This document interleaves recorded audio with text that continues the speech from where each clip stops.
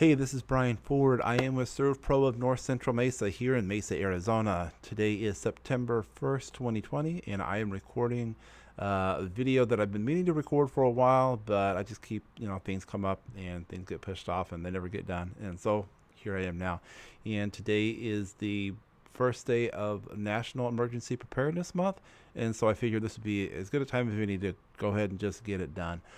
So I am doing a video today about SERVPRO's Ready app. And it's one of my favorite things that SERVPRO has made available to people to help them prepare for something that may happen. Just to give you some background, it was originally developed in cooperation with the American Red Cross with the objective of helping businesses prepare ahead of time for a disaster that may hit, whether it's a fire or water damage or storm, whatever, hurricane, tornado. And the concept was to be able to have all your information that you would need in case something happened in the palm of your hand. Accessible pretty much anywhere because everybody always had their electronic these days, right? Instead of having, oh yeah, we have our emergency plan and it's printed out here and up in a cupboard somewhere. Someone's got a race to find it, assuming they can get in there. Anyway, it's just easier to have it, a finger's touch away. And the cool thing about it is it's completely free. It's available on the iOS and Android systems or stores, so it's easy to find and download. Just put in SERVPRO Ready app and you'll be able to find it. So I've got my emulator up this right here. This is what it would look like on your phone or tablet, or it's going to look somewhat different, obviously, because the aspect ratio is going to be different. But this is the general concept of what it's going to look like. So it's the phone number right here. Well, I'll explain that in a second. That's not important. So when you first open it up, they want you to put in your information, right? Because it's good to have your information. So you just go and put your name in there. This is not my phone number. This is not a real email address. And then you can have an alternate number. It's basically just information to have there in case someone needs to get a hold of you. And then, of course, it's the SERVPRO Ready app, so you can put in your information as far as your address, and it'll show you who your preferred franchise is, and normally it's going to be the closest one to you, unless you, like I said, if you happen to know someone who works at a SERVPRO, and you want to put their information instead because you know them. That would make you can do that as well. But this way, again, you've got the number right here, and that's where that number is coming from. Makes it so that if you pull it up, you can press the button, you can get a hold of someone very quickly. Obviously, you don't have to use us to use this app. We'd like you to, but more than anything, we would like people to be prepared. So whether you use us or not, still use the app, get all your information put together so that you can react quickly and hopefully make any disaster worse than it would have been otherwise. So you put your information here, and then you're going to save that data. And then this is where they have the information that you're going to want to be able to access if something happens. So you can click on that, and you can have multiple profiles. These are ones that I've done for some local businesses, and I haven't done them completely. They're just went basically and show them generally how it would work. I think the only one that we fully fleshed out was this one. Anyway, and then you can have multiple locations. So let's say if you're doing this for your house, you're not doing it for your business. Maybe you have a bunch of family members that you guys all want to have each other's information in case something happens. You can all have each other's ready profiles available right there, which makes it nice again because in a disaster, let's say you leave your phone somewhere, you got someone else's backup, and then, but again, you have all the information that they would need or that you would need to be able to get a hold, start working on things. So first thing you want to do is you're going to put the property name. And again, this is for developed for businesses because you already have your address, but let's say you own multiple properties. However, you could do that just by the address or by the name. So we put my house, right? And I'm just going to create this so you can see how the creation of an account would go or a profile will go. And then I'm just going to put in a phone number because you don't need to know my phone number. And then the address 125 Main Street.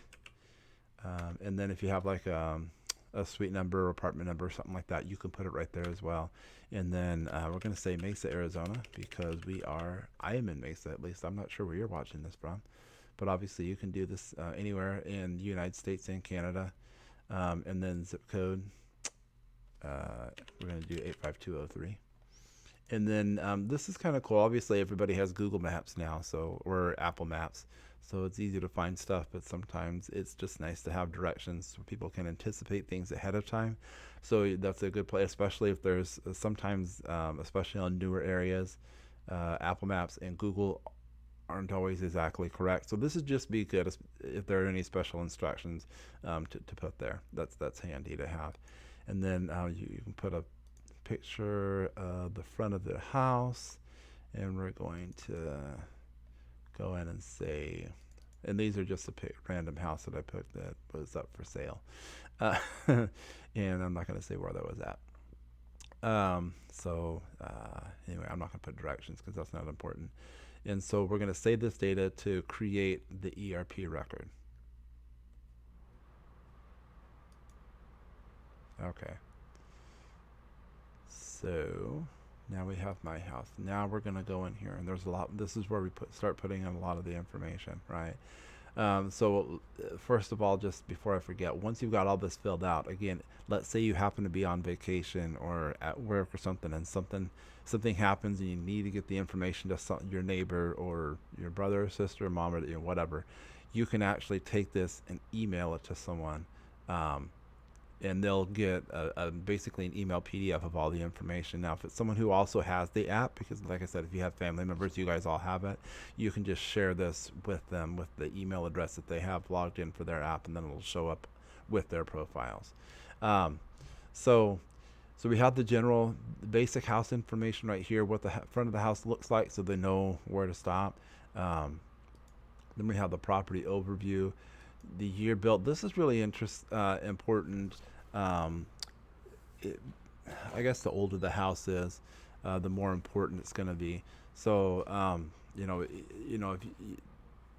if a house is really old, or if they had different building codes or different things like that, it would be nice to know ahead of time so that they can know what to expect if the ceiling were falling, or if there was structural damage, things like that. Anyway, but let's say this was built in 1970. Also, they have different laws as far as what you can and can't do. As far as what contractors can and can't do with, I guess that would be not primary emergency. Because anyway, it's useful to have. There are a lot of different reasons. And then if they had any renovations, so let's say it was built in 1970, but they redid a bunch of stuff in 1994, let's say, and I'm just picking dates. And are you energy certified? That may or may not be useful. I guess if that applies to you, then yeah. If not, then not. Is it a multi-tenant building?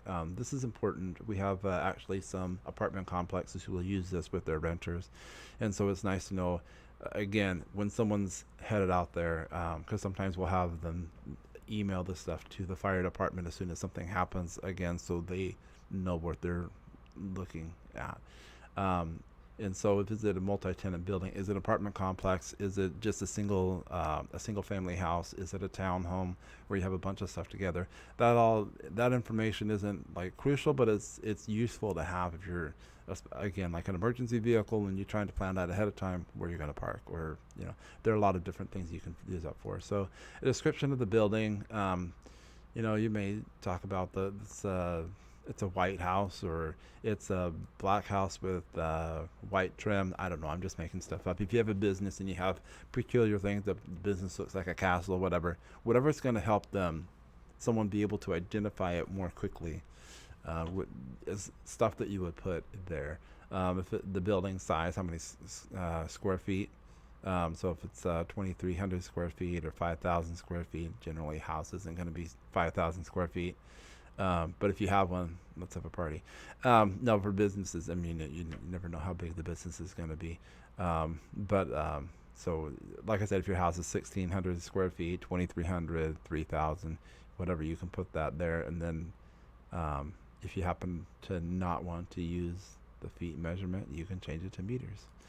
Um, if it's a two-story or one-story, that's good to have there. Obviously, you have apartment complexes and other buildings that are multiple stories, so that's good. If there's location of blueprints, again, this is built for businesses, but if you happen to have blueprints of your house, that could be useful. Again, use what is appropriate and, make up the rest. So, is there a backup generator? That would be useful if they're trying to get stuff done and the power shut off. It may give them access to be able to use that power to power any devices that they need to as a first responder or second responder to the scene to help mitigate damage. And also, if you have any type of hazardous material in the house, is there an oxygen machine in there that may explode? Do you guys have any type of I don't know, acid? That sounds like an odd thing, but anything that someone would want to know ahead of time. And then if there's a specific person they would want to contact for that, again, that's more directed towards the business. If they have someone who is in safety or something, so you can put all that information in there. And then this is the utility and shut off contacts and actually that's oh, dang it, sorry, I clicked the wrong button. Okay, that's what I meant to do. Okay, so building access, this is where you would show, like, if there location to park SERVPRO vehicles, wink wink nod nod. Like, again, whoever going to be responding, where they can park, where you'd like them to park, the safest places to park. Depending upon where you live, sometimes they have wide streets, sometimes they have thin streets, sometimes, again, it's just nice to know ahead of time. And if they're a mitigation company like us or reconstruction, and there are certain places per the HOA where they can park and can't park, this would be good information to have. And if you have a picture of it, you can put there. If you have a situation where you don't want them to go through the front of the house and you want them to go through the back or the garage, you can put that information there, take pictures so they know exactly what they're looking for. Most houses don't have an elevator, although that would be really cool. Stairways are important to know. Again, there are different types of stairways. If it's dark, if it's smoky, if they're going in, it's nice to know ahead of time what they're looking for. So that's good information to have. Special instructions and pre-authorized work. This is for us. So, like, if we come on the scene, you can put in stuff like, you already know that it's SERVPRO. This is what you guys are allowed to start working, or we're allowed to start working on without authorization, so that we can get stuff done. You can put something like, if it's a flood, well, I'll give you permission to get the water out, right, but nothing else, but to do water extraction. Then we know we don't have to ask them for this. We already know that they want that done. So you can put that in there. You may put, don't do anything until you ask me first. Whatever do you want to do there? Again, that's information that we can use so that we can act more quickly and have less damage done. And that's good. Insurance companies like that because it costs them less money, and generally, hopefully, it would get you back in the house faster as well. So, okay, so we didn't put anything there. Utilities, contacts, and shut off. So if you have an alarm company, you can put their information in here.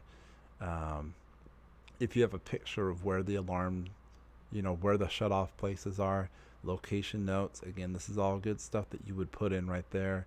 Is there any type of key required to turn it off? Yes or no?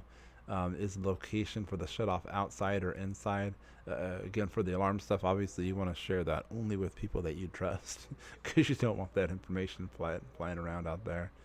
And then you can do electricity, gas, electricity, right? So you can put the company name. So, You might do SRP, a contact name. I don't know, Bob. Maybe you know someone there. The phone number for the SRP, I don't know what it is, but you may have different numbers. I guess I should know. We use them, but your account number may be useful to put in there as well. So your shut-off location generally is going to be outside, but not always. So you may you click on the outside, and you can put in a picture that looks, take a picture of the panel. Oh, I'm clicking on the wrong thing. There we go. Right, and then you may have a click on a picture of the, I don't know. Sorry. And then again, location. So this would be around the left side of the house towards the front of the house. Again, that just makes it so that it's easier for them to locate it. And so we're gonna click save there. On gas, I don't know. I don't even remember who we used for gas. Mesa Utilities.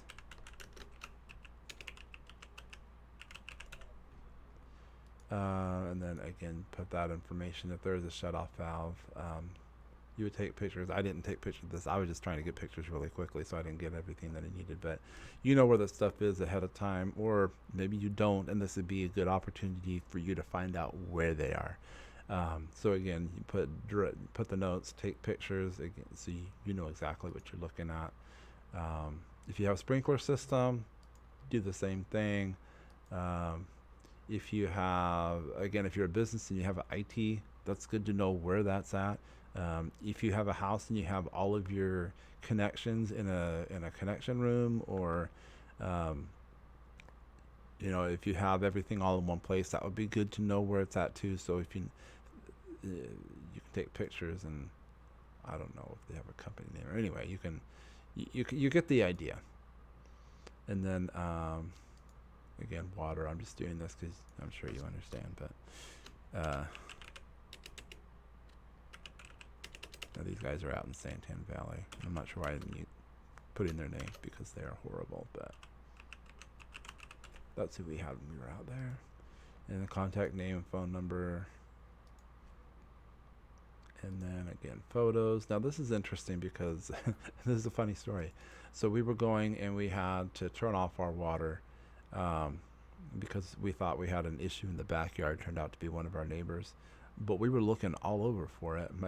My wife, there was this box right here in the front, and my wife was telling me, Brian, go turn it off, it's right there. I'm like, no, it's not right there. There's nothing in there, because I looked in it and it was just a bunch of rocks that had fallen from it. I'm like, there's nothing in there. I'm like, she was like, no, that's it. I'm like, no, it's not. So I'm like looking around all over the place, and I can't find the place to turn the water off. And so we had eventually, we figured out it wasn't us, it was our neighbor, and that's cool. But we want to make sure there wasn't any leak or anything on our end. So the water company comes out, and they're like, well, what's your let's go to your shutoff valve. And I'm like, well, I think it's over here. And you're like, no, it's right up here. It was right where my wife said it was. So that's what I get for not listening. But the shutoff and everything like that was buried underneath all the rocks. So one thing you might want to do is make sure that everything's cleaned out. And so we went through and they cleaned it out, and they made sure everything was working fine. And luckily it was us and not our neighbor, because they looked at our neighbors and they're like, oh, the dial was spinning. That's never a good thing. So so we were able to go and help them. Luckily, they already knew about the situation, so they were working on it. But if they hadn't, well, then we got a lot of our grass water for free. So yay. Anyway, so you may take a picture of that, and then you may open it up and take a picture of the inside and put it there. Location note. So let's say it's on the front right of the house in the rocks. We're just making descriptions. So, and then if you have custom utilities that you want to add, maybe there's something, the pest control. I'm not sure why you put pest control, because they're probably not going to be there. But if you have something else that you want to add, You can go there and then you can just create a custom label and type that in right there. So I don't know, I'm just making something up. So you would go and save that there. And so now you have the dog catcher's information. Um, so so that's the basic shut off information, right? And so it shows all that right here. And then you have emergency and key contacts. A lot of this is intuitive. So you put, any type of on site, you may put your information, your contact information. Again, if you're a business, if there's someone that's generally there, you may want to put their contact information. Um, you can change all that. And so then if you're renting, this is really good. You can put the building owner's information.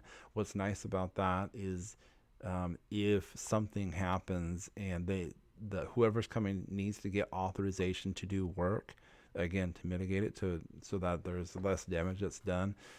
If it's the building and the structure, nothing can be done to that unless, well, except for first responders, obviously. But anybody who comes in after that to extract water, any of that stuff, they can't do it without the homeowner's permission. So if you're renting an apartment, or obviously if it's an apartment, it'll be whoever the property management company or maybe the office. But if you're renting the house, it would be the rental company the property management company that they use, or the owner's information. You want to have that right there. In fact, what I would do is if it's a property management company that's doing the work for the owner, I would make sure that both of them are in there. So I would add a custom contact and put that in. Just again, because things get crazy, you're looking for their information. Oh, it's in my phone somewhere. If you have it all here, it's easy to get a hold of.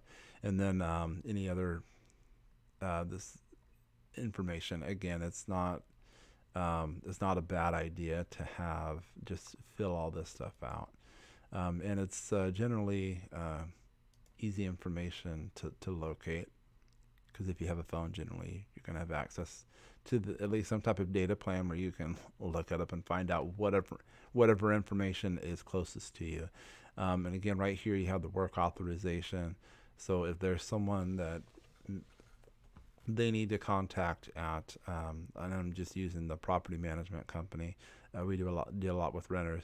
Someone who is there who handles all the reconstruction or whatever.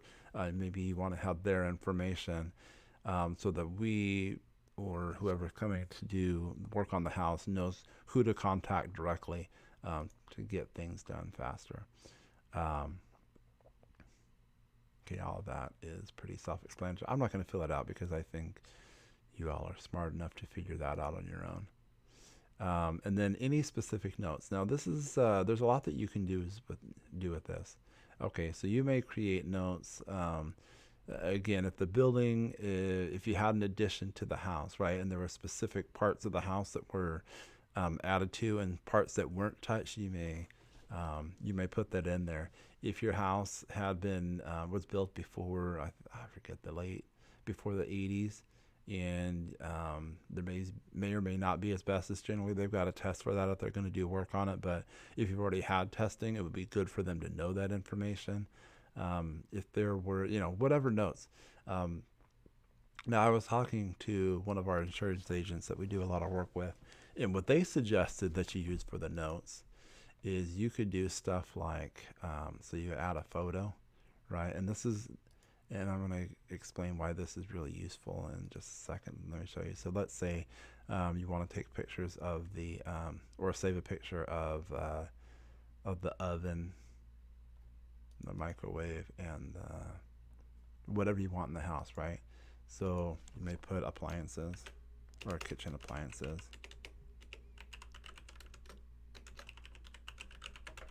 And then anything specific like, oh, there can more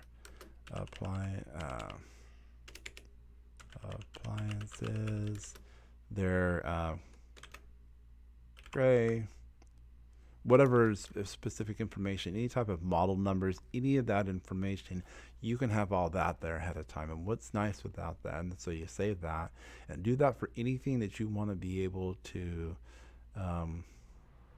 or that you would want to claim on a claim. I mean, if something were to happen.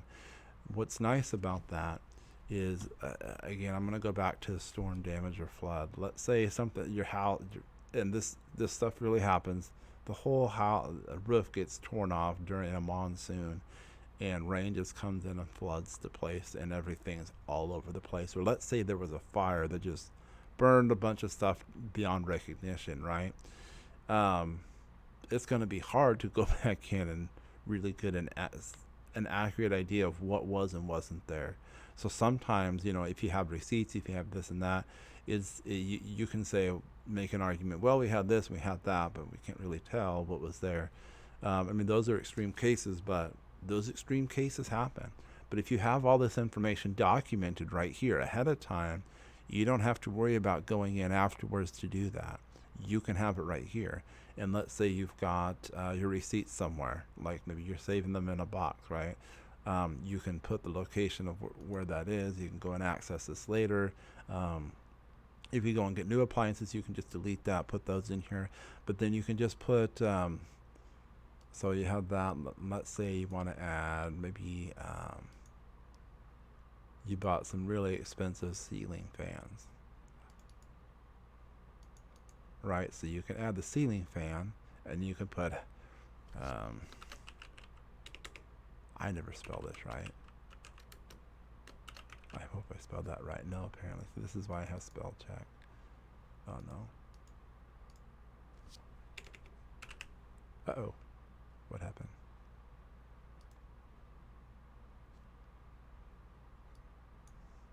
So this is awkward. I'm going to pause this for a second. Okay, I'm back. Sorry about that. So ceiling fan. Man, I cannot type. And then you might put this type of ceiling fan. I don't know what types of ceiling fans there are out there. But you might put the name, if there are any specific identification points to it. You could even, after you save that, oh, I guess they want you to make notes. 5 blades. And, man, I'm really bad today. And